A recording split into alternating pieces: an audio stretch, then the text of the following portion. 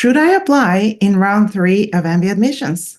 This is a question so many MBA candidates face this time of year. Today, let's dive into the reality of round 3. What is true, what is false, and how do you make a smart and strategic choice when it comes to round 3? Can round 3 be a viable option for you? This decision is more nuanced than it appears. I'm going to use my experience and expertise as a former dean of MBA admissions to help you separate the myths from the facts so you can make an intelligent choice instead of simply shooting your shot. I will discuss the types of profiles of round 3 MBA candidates that could be successful and the actions that you need to take to be one of them. What are the admissions odds for round 3 MBA candidates? It's a well-known fact that in round 3, the odds are lower compared to earlier rounds. The exact odds vary by school, and from one admission cycle to another, schools don't publish this data, so any odds that you see online are just speculation, but it's safe to say that in round 3, you're going to need to present a particularly strong and compelling case in order to be admitted. Round 3 is not even an option all the time. A couple of years ago, Harvard Business School eliminated round 3. By round 3, many programs, especially the very competitive ones, have already filled a significant portion of their seats and allocated much of their scholarship funds. So in round 3, they will consider strong candidates who truly have something very valuable to add to the class. You can think about it this way. In earlier rounds, there's a little bit more of filling the class. In round 3, it's all about shaping the class, enriching it with the right kind of individuals. This doesn't mean that you don't have a chance of being admitted. Even in round 3, top programs continue to look for candidates who can add to the diversity of their class in terms of experience, background, or perspective. Your success will depend on the strength of your application, how well you fit with the program's values, and the uniqueness that you bring to the table. Understanding the implications of round 3 is really important. So first, let's talk about who usually applies in round 3 and why. Generally, there are 3 types of candidates who apply in round 3. The first are those who already applied in earlier rounds and they may have had some success. Now they're aiming higher, backed by the confidence of some earlier acceptances. These candidates can afford to take a chance, and they have the very important advantage of having a strong grasp of what goes into a strong MBA application. They're not starting from scratch. The second group also applied in earlier rounds, but did not get the success that they were hoping for. Now they're trying for their lesser choices after striking out in their pursuit of more competitive MBA programs. And the third category is a little bit of a mixed bag. Some of the candidates there only recently started to consider an MBA. It can be a result of a life change, for example, a layoff, or it could be that they were aiming for the earlier rounds but just couldn't line up all of their application materials, especially the test. Maybe that test score didn't materialize in time, or something else got in their way, and now round 3 is their only option in this admission cycle. No matter which category you fall in, your most critical challenge as a round 3 candidate will be to overcome the perception that your application is a hasty or desperate decision. Applying in round 3 might suggest several things about you to the MBA outcomes. They're quite familiar with the scenarios that I just described. They might think that you have faced previous rejections in earlier rounds and are now trying one more time. Or it might look like you lack strong intent or organizational planning skills. It's critical to be prepared to overcome any such implications in your application. As a round 3 candidate, you simply can't afford to appear as if your application was a second thought. You can't forget that even in round 3, you will still be compared to those who got admitted in round 1 and round 2. So your most important task is to demonstrate a thoughtful and deliberate strategy, distinguishing your application from those made on a whim. Can you apply in round 3 with a weak test score, low GPA, or low work experience? While there will always be MBA candidates who can overcome less than stellar statistics, the reality is that a weakness in one of these areas, test scores, GPA, or work experience, will be particularly challenging in round 3.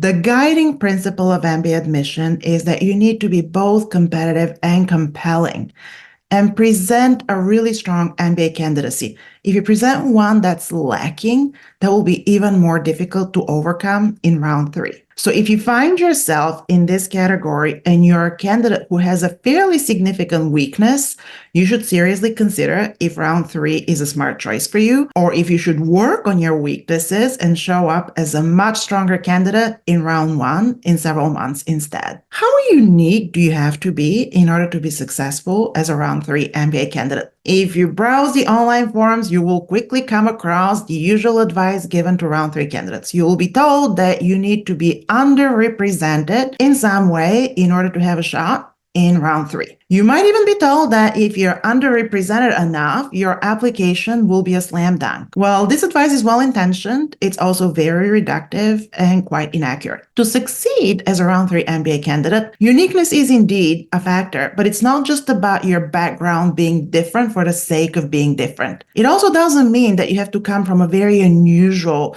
industry or professional experience. Your uniqueness can come from articulating a distinct combination of professional achievements, personal experiences, and future potential that stands out in the context of the MBA class that the outcomes are shaping. Demonstrating how your unique background will contribute to the diversity of thought, experience, and perspectives within the program is the part that truly matters. This could be through unique professional accomplishments, even in a very traditional industry such as management consulting or finance. And it would also come from uncommon extracurricular involvement, from some diverse cultural experiences, or a distinctive vision of how you plan to use your MBA. The goal is to show that you not only fit the program, but also bring something valuable and different to the table that enhances the learning experience for everyone.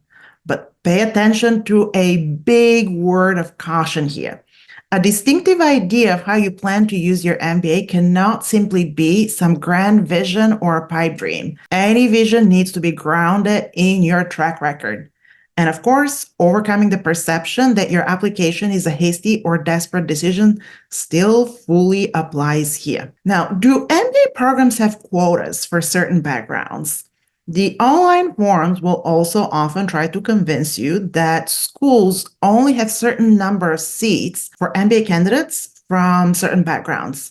There's a misconception about the extent to which candidates from the most popular backgrounds like consulting, finance, and tech face a particular disadvantage in round 3. Well, MBA outcomes definitely put in a lot of thought and effort to bring MBA classes that include very varied backgrounds. Admissions committees do not follow strict quotas, and candidates with a strong, unique track record can still stand out even in round 3 and gain admission regardless of their industry or function. Can you still get a scholarship if you're admitted in round 3? Well, schools will always reserve scholarships for all rounds, and they will use these scholarships to attract the most desirable candidates. It's a well-known fact that just like your admissions odds decrease as a round 3 candidate, the same is true of your chances to receive a substantial scholarship award. If receiving a scholarship is a must for you in order to be able to attend the program, you might be much better off applying in round 1 in several months instead of in round 3. One of the most frustrating things that can happen when you apply in round 3 of MBA admissions is that even if you have a very strong candidacy and even if you're able to stand out, you still have a higher than usual likelihood of ending on the wait list. Last spring, I worked with a couple of very strong MBA candidates who had found themselves in that exact position. One of them applied to Wharton in round 3 after having secured admission to another M7 school in earlier rounds. And it took a lot of patience and some very targeted update strategy. But eventually her efforts resulted in success. And since Wharton was her number 1 choice, in the end, it was all worth it. What are the most important parts for creating a strong application as a round 3 candidate? As a round 3 MBA candidate, you're essentially trying to accomplish in a shorter time frame what successful round 1 and round 2 candidates did over a longer period. It's about intensive school research, engagement, and introspection. As always, customizing your application to reflect the specific culture and values of your target program is key. Proactive engagement with your target MBA programs will be especially crucial for you. Again, don't forget that your biggest challenge will be overcoming the perception that your application was a second thought or a whim. Now, I also have some advice specifically for those of you who are international candidates. I'll keep this one short. If you're an international MBA applicant, be mindful of the additional challenges in round 3, particularly around visas and scholarships. Stay informed about any travel restrictions or extra requirements applicable to your situation. Now, I also have a caveat about the notion of MBA admissions rounds. It's important to recognize that the traditional 3-round application model isn't the only one that exists. One of the very top schools, HBS, doesn't even have round 3 anymore, although we might see this change under the new MBA admissions leadership there. Some schools like Duke and also many European programs offer additional rounds beyond the typical 3. These extra rounds can present unique opportunities for candidates whose circumstances or decisions don't align with the conventional application timeline. For instance, Duke's inclusion of a 4th round opens up more possibilities for applicants who need just a little bit more time to polish their applications for those who have had recent changes in their professional and personal lives. Similarly, European MBA programs often have different timelines and rounds, providing further flexibility. Hopefully, after learning all this, you are better equipped to make a decision regarding round 3. Your biggest takeaway should be that round 3 MBA applications demand a strategic approach, clear understanding of the unique challenges, and a compelling demonstration of why now is the right time for you to pursue an MBA. As always, stay informed, reflect deeply on your motivations and goals, and craft an application that truly reflects your best self.